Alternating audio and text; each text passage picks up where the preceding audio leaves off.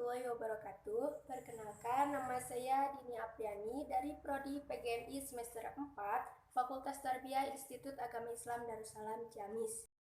Di sini saya akan mempraktikkan pembelajaran di kelas 4 semester 2, tema 7 tentang indahnya keragaman di negeriku.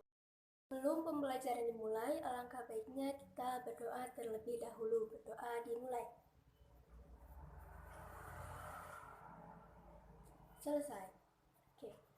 Oke. Indonesia merupakan negara yang sangat kaya akan keberagamannya, baik di dalam alamnya maupun di dalam kehidupan manusianya, seperti suku, budaya, agama, adat istiadat, dan yang lainnya. Namun, keberagaman tersebut tidak membuat bangsa Indonesia menjadi tercerai-berai, melainkan keragaman tersebut membuat Indonesia semakin unik dan indah.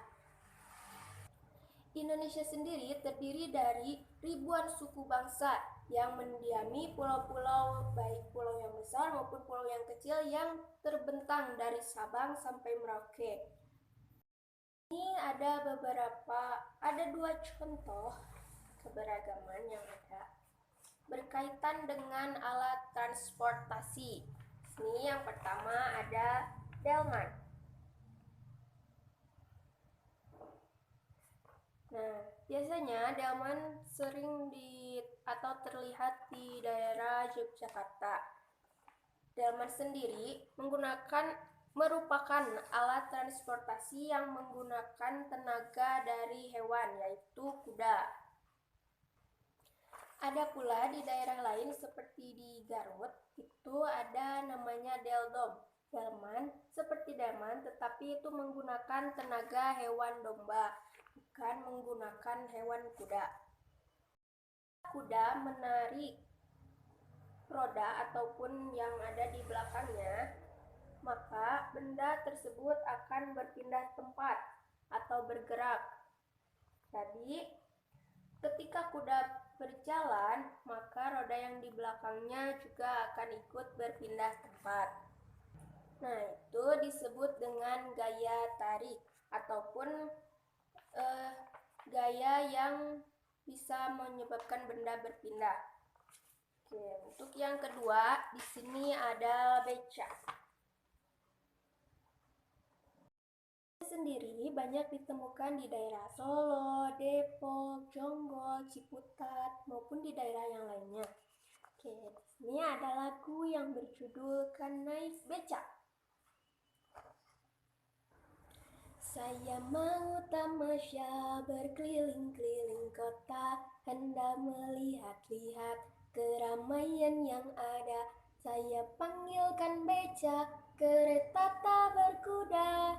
Beca, beca, tolong bawa saya. Nah, berbeda dengan delman tadi, ketika delman itu menggunakan tenaga hewan.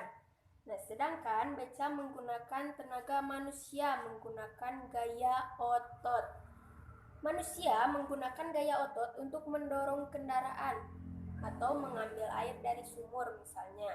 Manusia juga menggunakan gaya otot hewan untuk melakukan pekerjaan. Misalnya seperti tadi ketika hewan kuda menarik andong, menarik gerobak yang ada di belakangnya. Itu ada gaya gesek. Gaya gesek adalah gaya yang timbul akibat pergerakan benda yang saling bersentuhan dengan arah yang berlawanan. Misalnya seperti ini. Anggap saja papan ini adalah jalanan yang lurus. Ini ada kendaraan, mobil, bergerak. Gesekan yang terjadi antara ban mobil dengan jalanan itu menyebabkan atau mengakibatkan mobil tersebut menjadi berpindah tempat. Oleh karena itu, gaya gesek selalu menghambat gerak benda. Maka ketika mengendarai kendaraan, kita diharuskan untuk berhati-hati, tidak kebut-kebutan. Ketiga, ada gaya pegas. Gaya pegas adalah gaya yang ditimbulkan atau dihasilkan oleh pegas atau benda lentur yang mengalami pemampatan atau peregangan. Benda-benda yang memiliki gaya pegas diantaranya misalnya ada per, ini mengalami peregangan dan pemampatan. Kemudian ada busur tanah dan juga ada karet.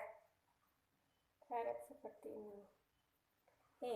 Nah, ketiga gaya tadi dinamakan dengan gaya kontak. Gaya kontak adalah dorongan atau gaya tarikan yang berhubungan langsung dengan benda. Contohnya tadi ada gaya otot, gaya gesek, dan ada gaya pegas.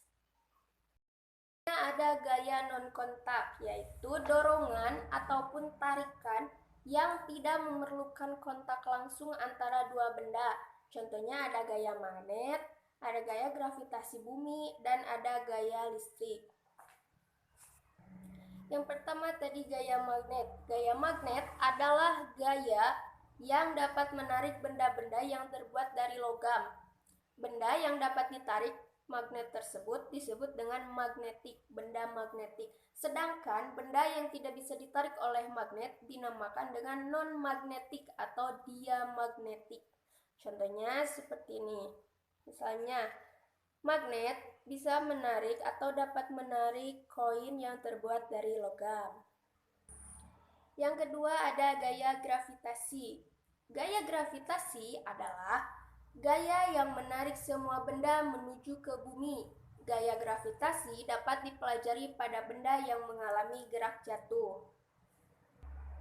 Contohnya seperti penghapus ini, ketika dilemparkan ke atas, maka penghapus akan tetap jatuh ke bawah.